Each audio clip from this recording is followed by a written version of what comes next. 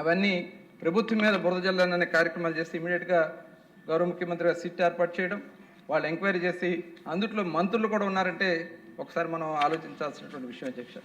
ఇవాళ ఈ ప్రభుత్వం చాలా పారదర్శకంగా ఇవాళ ఈ రాష్ట్రంలో, ఎందుకంటే ఇది నిర్వహణ చేయాలి కాబట్టి ఈ డిపార్ట్మెంట్ని ముందుకు తీసుకెళ్తున్నాం అధ్యక్ష.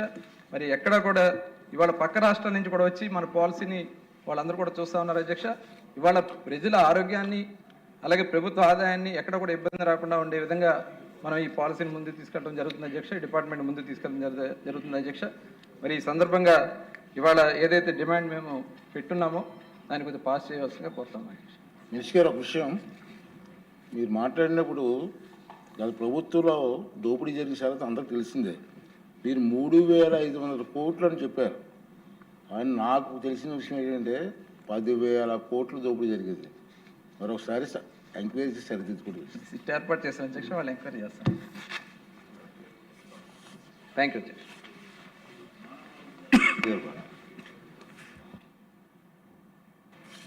ధన్యవాదాలు అధ్యక్ష. అధ్యక్ష, ఇప్పుడు IT, information technology, electronics and communication అయితే గ్రాంట్స్కి డిమాండ్ చేస్తున్నాం అధ్యక్ష. దాని గురించి వెళ్ళే ముందల గౌరవ సభ్యులకి కొన్ని విషయాలు చెప్పాలనుకుంటున్నాను అధ్యక్ష. అధ్యక్ష, 2019 నుంచి 24 వరకు ఒకసారి చూస్తే గత ప్రభుత్వం ఇండస్ట్రీస్ పైన ఒక పక్కన, రెన్యూబుల్ ఎనర్జీ ప్లేయర్స్ పైన ఇంకో పక్కన, అదేవిధంగా ఐటీ, ఎలక్ట్రానిక్స్ కంపెనీస్ పైన ఒక యుద్ధం చేశారు అధ్యక్ష. దానివల్ల ఆంధ్ర రాష్ట్ర యువకులు తీవ్రంగా నష్టపోయారు అధ్యక్ష. అధ్యక్ష, మీరు చూస్తే గౌరవ ముఖ్యమంత్రి చంద్రబాబు నాయుడు గారు 2014 నుంచి 19 మధ్యన ఒక ఫార్చ్యూన్ 500 కంపెనీ ఆయన స్వయంగా మాట్లాడి, వీళ్ళు ఫైనాన్షియల్ సర్వీసెస్లో one of the world's best company, వాళ్ళని విశాఖపట్నంలో ఒక సెంటర్ ఓపెన్ చేయమని కోరారు. వాళ్ళ చైర్మన్ గారు వచ్చి, అప్పుడు సిఇఓగా ఉన్న వ్యక్తి వచ్చి ఆఫీస్ ఓపెన్ చేశారు అధ్యక్ష. కానీ దాని తర్వాత అధ్యక్ష, చంద్రబాబు నాయుడు గారి పైన కక్ష పెట్టుకుని ఆయన తీసుకొచ్చిన కంపెనీ కనుక ఆ కంపెనీ పైన పార్లమెంట్లో ఆరోపణలు చేశారు అధ్యక్ష. పార్లమెంట్లో ఆరోపణలు చేసి ఏకంగా వాళ్ళేదో ప్రభుత్వానికి డబ్బులు ఇచ్చారు, అందుకే వాళ్ళకి భూమి కేటాయించారని ఆరోపణ చేస్తే అది ఆ గ్లోబల్ కంపెనీ రెగ్యులేటరీ కంప్లయన్సెస్లో ట్రిగర్ అయింది.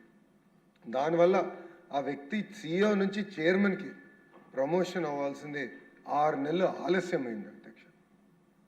ఇది జస్ట్ ఒక్క ఉదాహరణ.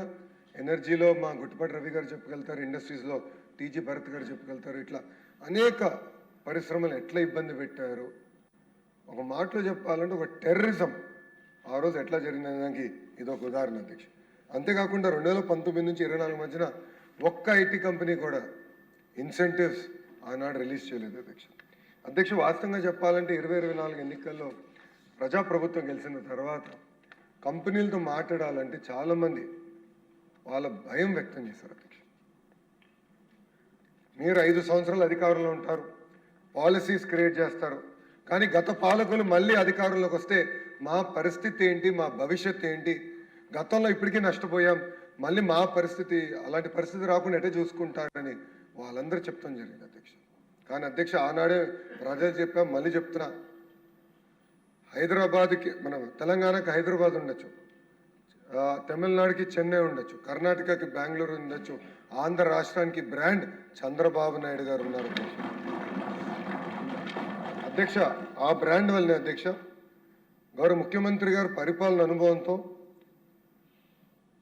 మాకు డైరెక్షన్స్ ఇచ్చి 8 పాలసీస్ తీసుకొచ్చాం అధ్యక్ష. Electronics manufacturing policy, data centre policy, semiconductor and display fab policy, IT and global capability centre policy, electronics component manufacturing policy, lift policy, land incentive for tech hubs అధ్యక్ష, neighbourhood work space policy, భారతదేశంలో మొదటిసారిగా ఏ రాష్ట్రం చేయని విధంగా state level quantum computing policy కూడా మా department తీసుకొస్తాం జరిగింది అధ్యక్ష. అధ్యక్ష, ఈరోజు టీమ్ 11 ఇక్కడ లేదు అధ్యక్ష. వచ్చుంటే అడగాలనుకున్నా, ఎందుకంటే బయటికి వెళ్ళి ఆరోపణలు చేస్తున్నారు అధ్యక్ష. అధ్యక్ష, గౌరవ ప్రధానమంత్రి నరేంద్ర మోడీ గారు గుజరాత్ ముఖ్యమంత్రిగా ఉన్నప్పుడు టాటా మోటార్స్ వెస్ట్ బెంగాల్లో నానో ఫ్యాక్టరీ పెట్టడానికి వెళ్ళారు. ఆనాడు ఆ ఫ్యాక్టరీ వ్యతిరేకంగా